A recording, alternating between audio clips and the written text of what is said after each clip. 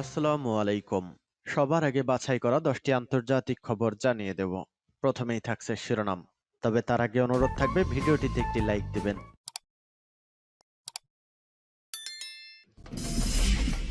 জানিয়ে দিব সর্বশেষ আপডেট আন্তর্জাতিক সংবাদ। শুরুতেই শিরোনাম। রাশিয়ার সঙ্গে যুদ্ধে দ্রুত জয়ী হওয়ার যুক্তি তুলে ধরবেন জেলেনস্কি। এদিকে চীনকে ধ্বংসাত্মক সামরিক তৎপরতা বন্ধের আহ্বান তাইওয়ানের। রাশিয়ার বিরুদ্ধে বিজয় একটি উচ্চাকাঙ্ক্ষা, মার্কিন সেনাপ্রধানের মুখে হতাশার সুর। পরীক্ষার সময় ইরানে ক্ষেপণাস্ত্র বিধ্বস্ত হয়ে আহত ২। এবার ৬ উপপ্রতিরক্ষা মন্ত্রীকে বরখাস্ত করলেন জেলেনস্কি। সর্বশেষ জানিয়ে দেব ১২০টি প্রলয় মিসাইল ক্রয়ের অনুমতি দিল ভারত। এতক্ষণ শুনছিলেন সংবাদ শিরোনাম, এবারে বিস্তারিত। আজকের সংবাদ সম্পর্কে আপনার মূল্যবান মতামত কমেন্ট করে জানিয়ে দিন কোন স্থান থেকে আমাদের সংবাদ শুনছেন এবং দেখছেন। রাশিয়ার সঙ্গে যুদ্ধে দ্রুত জয়ী হওয়ার যুক্তি তুলে ধরবেন জেলেনস্কি। আজ সোমবার শুরু হচ্ছে জাতিসংঘের সাধারণ পরিষদের অধিবেশন। ইউক্রেনের প্রেসিডেন্ট ভলোদিমির জেলেনস্কি জাতিসংঘে তার ভাষণে এবং মার্কিন প্রেসিডেন্ট জো বাইডেনের সাথে তার বৈঠকে রাশিয়ার বিরুদ্ধে দ্রুত বিজয়ের জন্য যুক্তি উপস্থাপন করবেন। ইউক্রেনের প্রেসিডেন্টের একজন সিনিয়র উপদেষ্টা তথ্য জানিয়েছেন। সিএনএন এর সিনিয়র ইন্টারন্যাশনাল করেসপন্ডেন্ট ফ্রেডেরিক প্লিটজেনের সাথে একটি সাক্ষাৎকারে জেলেনস্কির উপদেষ্টা মিখাইলো পদুলিয়াক বলেছেন, জেলেনস্কি প্ল্যাটফর্মগুলি কেন এই যুদ্ধের সুষ্ঠু সমাপ্তি হওয়া উচিত এবং ইউক্রেনকে সাহায্য করা স্থিতিশীলতার জন্য একটি বিনিয়োগ, বৈশ্বিক নিয়মে আন্তর্জাতিক আইন পুনরুদ্ধারে সব উপস্থাপনে ব্যবহার করবেন। জেলেনস্কি আরও জোর দেবেন যে ইউক্রেনের জন্য পর্যাপ্ত পরিমাণে অস্ত্র থাকলে এই যুদ্ধ ত্বরান্বিত হতে পারে। পডোলিয়াক বলেছিলেন, জাতিসংঘ সাধারণ পরিষদের অধিবেশনের জন্য সোমবার থেকে নিউ ইয়র্কে বৈঠক বসেছেন বিশ্ব নেতারা। সমাবেশে ভাষণ ছাড়াও জেলেনস্কি নিউ ইয়র্কে অন্যান্য বিশ্ব নেতাদের সাথে বেশ কয়েকটি বৈঠক করার পরিকল্পনা রয়েছে। এরপর ইউক্রেনের প্রেসিডেন্ট বাইডেনের সঙ্গে দেখা করতে ওয়াশিংটনে যাবেন তিনি। চীনকে ধ্বংসাত্মক সামরিক তৎপরতা বন্ধের আহ্বান তাইওয়ানের। তাইওয়ানের প্রতিরক্ষা আকাশ সীমায় চীনের সামরিক কার্যকলাপ ব্যাপকভাবে বেড়েছে। রবিবার থেকে শতাধিক চীনা সামরিক বিমান ভূখণ্ডটির আকাশ প্রতিরক্ষা অঞ্চলে ঢুকেছে। তাই সোমবার চীনকে ধ্বংসাত্মক সামরিক তৎপরতা বন্ধ করার আহ্বান জানিয়েছে তাইওয়ানের প্রতিরক্ষা মন্ত্রণালয়। সোমবার বার্তা সংস্থা রয়টার্স এক প্রতিবেদনে জানিয়েছে, দ্বীপের কাছে চীনা সামরিক কার্যকলাপ ব্যাপকভাবে বৃদ্ধি পেয়েছে। এই ধরনের আচরণ উত্তেজনার ব্যাপক বৃদ্ধি ঘটাতে পারে। তাই ধ্বংসাত্মক একতরফা তৎপরতা বন্ধ করতে চীনের প্রতি আহ্বান জানিয়েছে তাইওয়ানের প্রতিরক্ষা মন্ত্রণালয় বলেছে, রবিবার থেকে তারা সমুদ্রের উপরে দ্বীপের আকাশ প্রতিরক্ষা অঞ্চলে ১০৩টি চীনা সামরিক বিমান দেখেছে। এই সংখ্যাটিকে সাম্প্রতিক সময়ে সবচেয়ে বেশি। চীনের এই কার্যক্রম তাইওয়ান প্রণালী এবং আঞ্চলিক নিরাপত্তার বিরুদ্ধে গুরুতর চ্যালেঞ্জ সৃষ্টি করেছে। কমিউনিস্ট সামরিক বাহিনীর ক্রমাগত সামরিক হয়রানি সহজেই উত্তেজনার ব্যাপক বৃদ্ধি এবং আঞ্চলিক নিরাপত্তার অবনতি ঘটাতে পারে। আমরা বেইজিং কর্তৃপক্ষকে দায়িত্বশীল হতে এবং অবিলম্বে এই ধরনের ধ্বংসাত্মক একতরফা কর্মকাণ্ড বন্ধ করার আহ্বান জানাচ্ছি। চীনের প্রতিরক্ষা মন্ত্রণালয় অবশ্যই বিষয়ে তাৎক্ষণিক মন্তব্যের অনুরোধে সাড়া দেয়নি বলে জানিয়েছে রয়টার্স।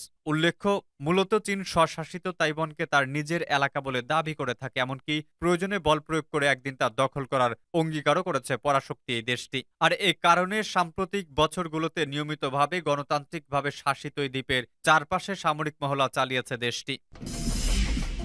রাশিয়ার বিরুদ্ধে বিজয় একটি উচ্চাকাঙ্ক্ষা, মার্কিন সেনাপ্রধানের মুখে হতাশার সুর। মার্কিন জয়েন্ট চিফস অব স্টাফের চেয়ারম্যান মার্ক মিলি বলেছেন, চলমান ইউক্রেন যুদ্ধে দ্রুত সময় একটি ফলাফল বের করে আনা অসম্ভব বিষয়। পাশাপাশি এই যুদ্ধে ইউক্রেনের বিজয় একটি উচ্চ আকাঙ্ক্ষা এবং এতে দীর্ঘ সময় লাগবে বলেও মন্তব্য করেন তিনি। যাই হোক, যুদ্ধের শুরু থেকে ইউক্রেনের প্রেসিডেন্ট ভলোদিমির জেলেনস্কি রাশিয়ার সঙ্গে শান্তি আলোচনায় বাধা দিয়েছে এবং দাবি করেছেন যে শান্তির ব্যাপারে মস্কো তেমন আন্তরিক নয়। তিনি বিশ্বাস করেন, ইউক্রেনের সমস্ত ভূখণ্ড থেকে রাশিয়াকে বিতাড়িত করার মাধ্যমে ভালো ফলাফল অর্জিত হতে পারে। তবে মার্কিন সামরিক বাহিনীর জয়েন্ট চিফস অব স্টাফের প্রধান, যিনি এই সেপ্টেম্বর শেষে অবসর নেবেন, তিনি বলেছেন, ইউক্রেন থেকে রাশিয়ার সম্পূর্ণ প্রত্যাহার করার যে লক্ষ্য কিয়েভ ঠিক করেছে সেটি সম্ভব হবে না। মিলি আগেই ঘোষণা করেছিলেন যে রাশিয়ার বিরুদ্ধে ইউক্রেনের এই পাল্টা আক্রমণে ফলাফল অর্জন করতে হলে ধৈর্য ধরতে হবে। মিলি বলেছেন, ইউক্রেন ২ লাখেরও বেশি রুশ সৈন্য রয়েছে। ইউক্রেনে পাল্টা আক্রমণ যদিও তাৎপর্যপূর্ণ, সীমিত আকারের অভিযান এবং এসবের কৌশলগত উদ্দেশ্য রয়েছে।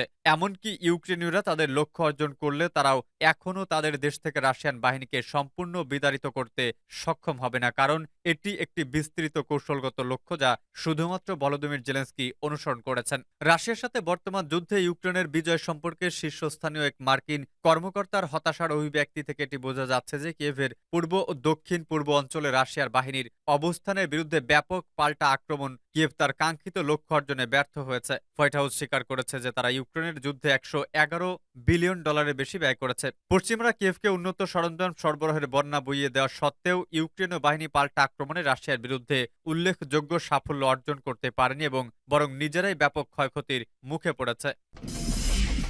পরীক্ষার সময় ইরানের ক্ষেপণাস্ত্র বিধ্বস্ত হয়ে আহত 2। সামরিক পরীক্ষার সময় একটি ইরানি ক্ষেপণাস্ত্র নির্ধারিত সময় থেকে পথ থেকে সরে গিয়ে সোমবার দেশটির উত্তরে বিধ্বস্ত হলে 2 ব্যক্তি আহত হন। স্থানীয় গণমাধ্যম ও সংশ্লিষ্ট কর্মকর্তারা তথ্য জানিয়েছেন। দেশটির সামরিক বাহিনীর একটি মরুভূমি অঞ্চলে তাদের ড্রোন ও আক্রমণ ব্যবস্থার পরীক্ষা চালানোর সময় প্রযুক্তিগত সমস্যা দেখা দিলে দুর্ঘটনাটি ঘটে। প্রতিরক্ষা মন্ত্রণালয়ের মুখপাত্র রেজা তালাইনিক বলেছেন, ক্ষেপণাস্ত্রটি বিচ্ছিন্ন হয়ে গেছে এবং অংশগুলো উত্তর গোলস্তান প্রদেশের প্রাদেশিক রাজধানী গরগান শহরে পড়েছে। প্রাদেশিক কর্মকর্তা আলী মোহাজেরের বরাত দিয়ে বার্তা সংস্থা ইসনা জানিয়েছে 2 জন আহত হয়েছে। এদিকে ক্ষেপণাস্ত্রের ধরন তাৎক্ষণিকভাবে পরিষ্কার ছিল না, তবে কিছু গণমাধ্যম এটিকে ড্রোন বলে প্রতিবেদনে উল্লেখ করেছে। অন্যরা বলেছে এটি একটি ক্ষেপণাস্ত্র ছিল। স্থানীয় গণমাধ্যম ফুটেজ শেয়ার করেছে যেখানে ধ্বংসাবশেষ পড়ে থাকতে এবং ঘিরে রাখা জায়গার আশেপাশের কিছু দোকানের ব্যাপক ক্ষতি দেখা গেছে। প্রায় 3.5 লাখ জনসংখ্যার গরগানের বাসিন্দারা জানিয়েছেন, ধ্বংসাবশেষের কিছু অংশ শহরের প্রধান রাস্তায় আঘাত করার সময় তারা একটি বিকট শব্দ শুনেছিল। ইরান কয়েক বছর ধরে মার্কিন ও পশ্চিমা নিষেধাজ্ঞার মধ্যে রয়েছে। তারা ক্ষেপণাস্ত্র, ড্রোনের বৃহত্তর অস্ত্রাগার সহ একটি বিশাল দেশীয় অস্ত্র শিল্প গড়ে তুলেছে। উপপ্রতিরক্ষা মন্ত্রীকে বরখাস্ত করলেন জেলেনস্কি। ইউক্রেন সরকার সোমবার 6 জন উপপ্রতিরক্ষা মন্ত্রীকে বরখাস্ত করার সিদ্ধান্ত নিয়েছে। চলতি মাসের শুরুতে নতুন প্রতিরক্ষা মন্ত্রী নিয়োগ দেওয়ার পরে সিদ্ধান্ত নিল দেশটির সরকার। কেন তাদের বরখাস্ত করা হলো সে বিষয়ে কোনো ব্যাখ্যা জানানো হয়নি।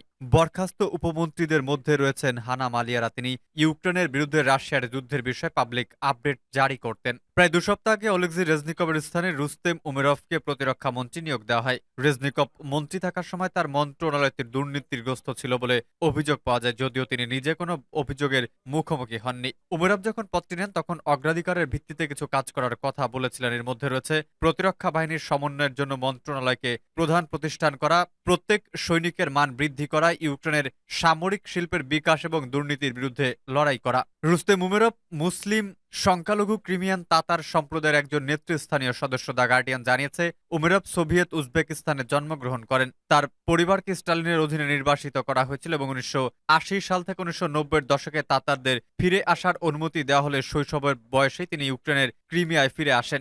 41 বছর বয়সী উমেরভ 2004 সালে টেলিকম ব্যবসা শুরু করেন এবং 2019 সালে সংসদ সদস্য নির্বাচিত হন। তিনি ক্রিমিয়া প্ল্যাটফর্মের সহ সভাপতি হিসেবে দায়িত্ব পালন করেছেন, যা একটি আন্তর্জাতিক কূটনৈতিক প্রচেষ্টা যার লক্ষ্য রাশিয়ার 2014 সালে দখল করা অঞ্চলটি ইউক্রেনের সঙ্গে আবারও যুক্ত করা। তিনি ক্রিমিয়ান তাতারদের ঐতিহাসিক নেতা মুস্তফা জেমিলেভের উপদেষ্টা হিসেবেও কাজ করেছেন।